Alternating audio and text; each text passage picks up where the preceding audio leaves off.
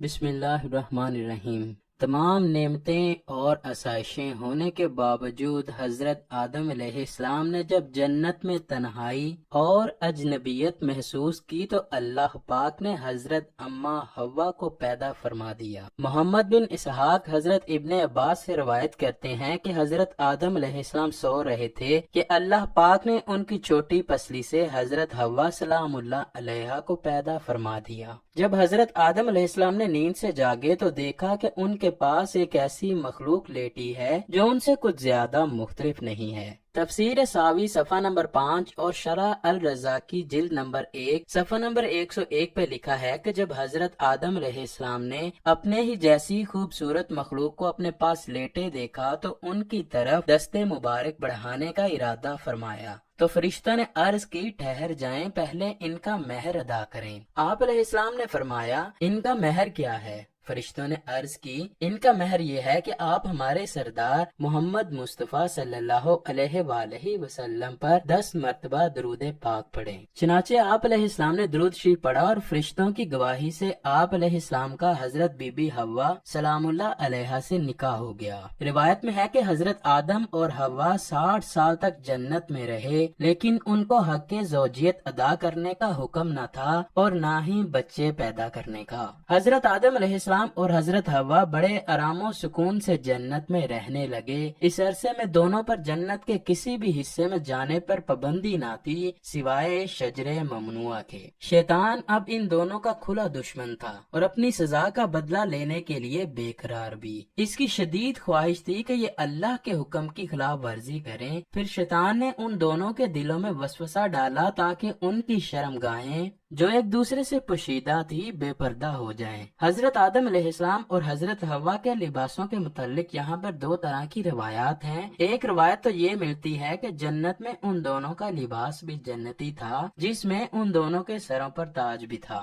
جبکہ دوسری روایت کے مطابق ان کے جسم جنتی درختوں کے پتے تھے جن سے ان کے سطر ایک دوسرے سے پوشیدہ تھے۔ اب شیطان روز ان کے دلوں میں وسوسے ڈالتا اور ایک دن کہنے لگا تمہارے رب نے تم دونوں کو اس درخت سے اس لیے منع فرمایا کہ کہیں یہ پھل کھا کر تم دونوں فرشتے نہ ہو جاؤ یا کہیں ہمیشہ زندہ رہنے والوں میں سے نہ ہو جاؤ۔ شیطان کی شیطانی اور بہکاوے والی باتیں سن کر حضرت حوا سوچنے پر مجبور ہو گئیں۔ آخر کار شیطان کی مسلسل کوششیں اور سازشیں رنگ لے ہی آئیں۔ اس نے حضرت حوا کو پھل کھانے پہ راضی کر لیا۔ ایک دن حضرت حوا نے حضرت آدم سے کہا ہم اس شجر ممنوعہ کا ذرا سا حصہ کھا کر تو دیکھیں آخر وہ کیا راز ہے جو اللہ نے اسے کھانے سے منع فرمایا ہے۔ شروع میں تو حضرت آدم اس لیے قطعی طور پر تیار نہ تھے، لیکن پھر حضرت حوا کے مسلسل اصرار پر بادل نخواستہ وہ بھی راضی ہو گئے۔ خیر حضرت آدم و حوا پھل کھانے پر تیار ہو گئے اور ابھی پوری طرح پھل چکھا بھی نہ تھا کہ ان کی سطرگاہیں ایک دوسرے پر عیاں ہو گئیں، جس پر دونوں نے پریشانی کے عالم میں جنت کے درختوں کے پتے توڑ توڑ کر اپنا بدن چھپایا۔ اللہ نے دونوں کو پکارا اور فرمایا کیا میں نے تم کو منع نہیں کیا تھا کہ اس درخت کا پھل نہ کھانا اور شیطان کے ورگلانے میں نہ آنا؟ یہ تمہارا کھلا دشمن ہے۔ دونوں نے جب اللہ کی پکار سنی تو مارے خوف الہی کے کانپ اٹھے۔ اللہ پاک پھر فرمانے لگا اب تم دونوں ایک خاص مدت تک زمین پر ہی رہو گے جہاں تم ایک دوسروں کے دشمن ہوگے اور وہاں ہی مرنا ہے، اسی میں سے پھر پیدا ہونا ہے۔ پھر دونوں کو زمین کی طرف روانہ کر دیا گیا۔ روایت میں ہے کہ حضرت آدم ہند جبکہ حضرت حوا کو جدہ میں اتارا گیا۔ دونوں ایک دوسرے کو ڈھونڈنے لگے لیکن ایک دوسرے کو ڈھونڈ نہ پائے۔ حضرت سعدی لکھتے ہیں کہ حضرت آدم جب ہند میں اترے تو ان کے پاس حجرہ اسود اور جنت کے درختوں کے پتے بھی تھے جن کو انہوں نے زمین پر پھیلا دیا۔ حضرت ابن عباس سے مروی ہے کہ حضرت جبرائیل علیہ السلام حضرت آدم کے پاس آئے اور گندم کے 7 دانے ساتھ لائے۔ حضرت آدم نے پوچھا یہ کیا ہے؟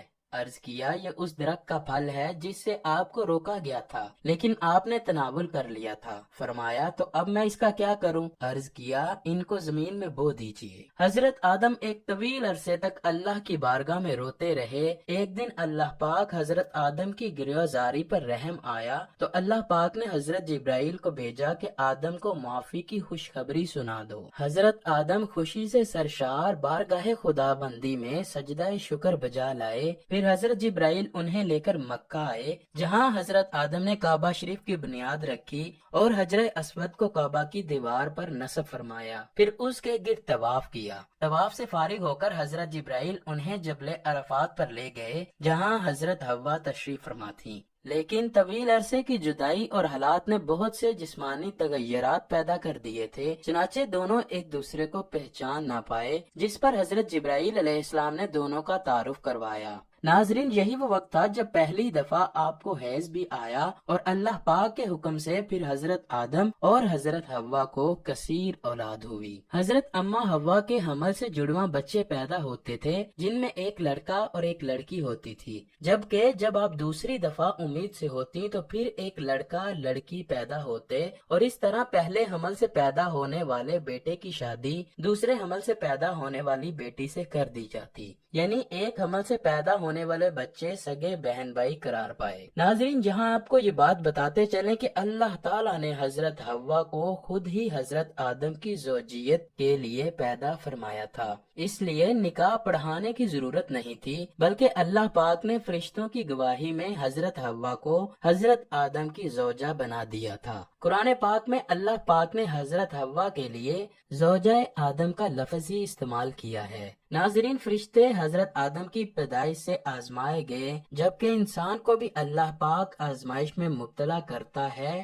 کہ کون فرما برداری کرتا ہے اور کون نافرمانی کرتا ہے، اور جو دنیا آخرت کے بارے میں غور و فکر کرتا ہے وہ ایک کی دوسرے پر فضیلت جان لیتا ہے اور پہچان لیتا ہے کہ دنیا آزمائش کا گھر اور فنا ہونے والی ہے، جبکہ آخرت بدلے کا ہمیشہ باقی رہنے والا گھر ہے۔ لہٰذا دوستو، ہمیں چاہیے کہ ہم ان لوگوں میں سے ہو جائیں جو دنیا کی ضرورت کو آخرت کی ضرورت پر وار دیتے ہیں، اور بے شک نیکی کی توفیق اللہ پاک ہی کی طرف سے ملتی ہے۔ اللہ پاک مجھے اور اس ویڈیو کے دیکھنے والے تمام افراد کو گناہوں سے دور رہنے اور نیک اعمال کرنے کی توفیق عطا فرمائے۔